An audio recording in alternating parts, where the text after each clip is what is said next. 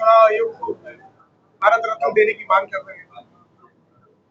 अब क्या कह जा सकते हैं इस बारे में? पूरा कुछ कह रहा है कि चुनाव आयोग है बहुत ही पक्षपात तरीके से पिछले कुछ सालों में काम कर रहा है, और जब से हमारे स्पेशली जब से नए चुनाव आयुक्त आए हैं, तो अगर हेमंत बिस्वा जी ऐसे कह रहे हैं तो जरूर उनको कहीं ना कहीं इनके आने से लाभ पहुंचा है, तभी ये बिस्वा की बात कर रहे हैं।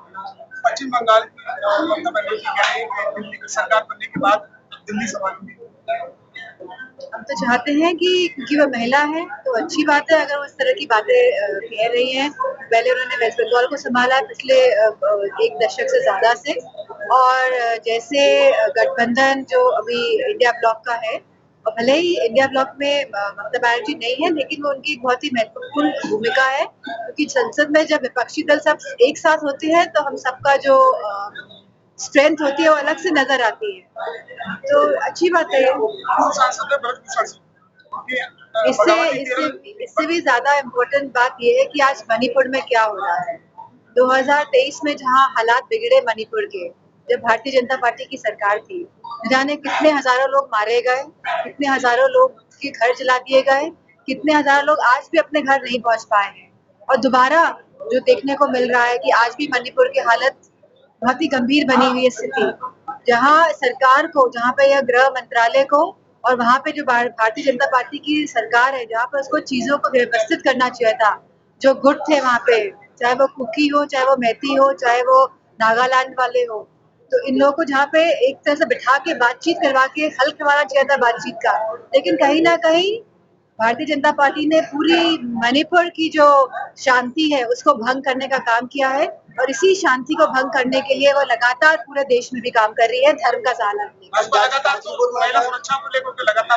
हमने देखा कि गाजीपुर की क्या घटना घटी अभी, जहाँ पे कश्यप समाज की लड़की का बलात्कार भी हुआ और साथ में उसे मार भी दिया गया, और जब डेलीगेशन गया तो वहाँ के गाँव वालों ने ही पथराव किया, पुलिस पे पथराव किया, डेलीगेशन पे पथराव किया।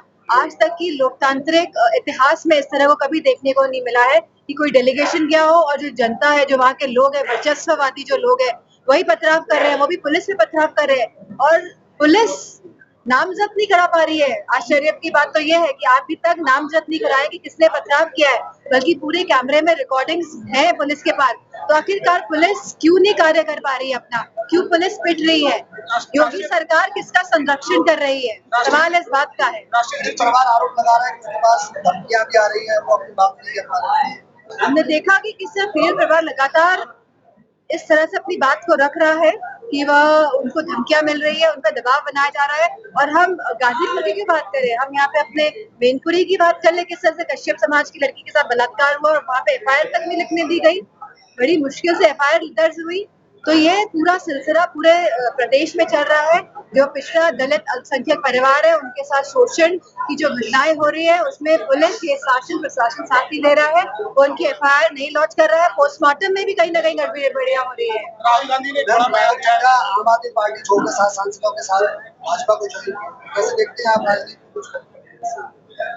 जिन लोगों की मैंने कल भी ये बात कही कि जिस पार्टी की वजह से आप राज्यसभा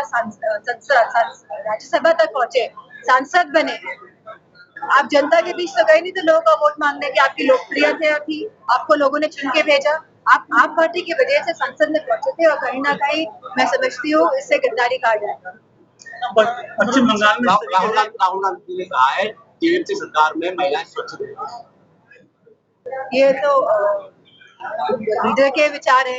हमें तो पूरी तरह से लगता है कि टीएमसी ही ऐसी पार्टी है जो सबसे ज्यादा महिला सांसद चुनाकर अगर किसी पार्टी ने भेजे हैं तो तृणमूल कांग्रेस की पार्टी ने भेजे। इंडिया गठबंधन के अभिन्न दोनों पार्टियां हैं, तृणमूल कांग्रेस भी और कांग्रेस भी। इंडिया गठबंधन की जो दोनों पार्टियां अभिन्न है, तृणमूल कांग्रेस की और कांग्रेस की, आप किसको चाहते हैं? कौन सी कांग्रेस की पार्टी है तृणमूल कांग्रेस? क्योंकि ममता बनर्जी बहुत ही प्रखर चेहरा है, वो बहुत ही ग्राउंड में है, बहुत ही मजबूत है धरातल पर, और मैं समझती हूँ पिछले 3 बार तो मुख्यमंत्री रह चुकी है, और सबसे ज्यादा सीटें जीतकर कोई पार्टी आने वाली है तो वो तृणमूल कांग्रेस पार्टी आने वाली है, और ममता बनर्जी मुख्यमंत्री बनने जा रही है।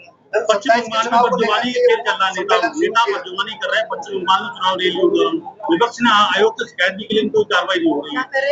बदजुबानी कर रहे हैं। अरे बदजुबानी धमकियां तो सरेआम यहाँ के नेता देते हैं, भारतीय जनता पार्टी के नहीं देते हैं।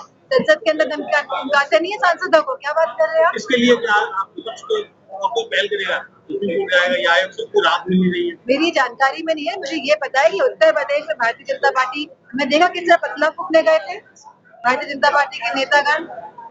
कल विराट ने पुतला फूका राहुल गांधी और अखिलेश यादव जी का। नहीं, अभी नया ट्रेंड चल रहा है ये, तो जिनको जनता से मतलब नहीं है, अब उनको कोई काम नहीं है, जनता के काम तो करा नहीं पाएंगे ये लोग, अब क्या करेंगे, पुतला ही फूकेंगे। यूपी गवर्नमेंट के मंत्री ने कल कहा कि पंचायत चुनाव टल सकते हैं इसमें, कैसे देख रहे हैं आप पंचायत चुनाव टाले जाएंगे? सरकार उनकी है, आप उन मंत्री को जाके पकड़िए, आखिरकार ढूंढी होंगे।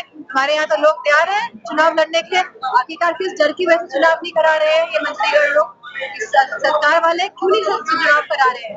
समाजवादी पार्टी पूरी तरह चुनाव के तैयार है। बागावती देवर ने उन्होंने कहा कि अगर मैं उपयोगी नहीं हूँ तो 2027 और इसमें दिखा देंगे। चुनाव आने दीजिए, तब तक देखा जाएगा।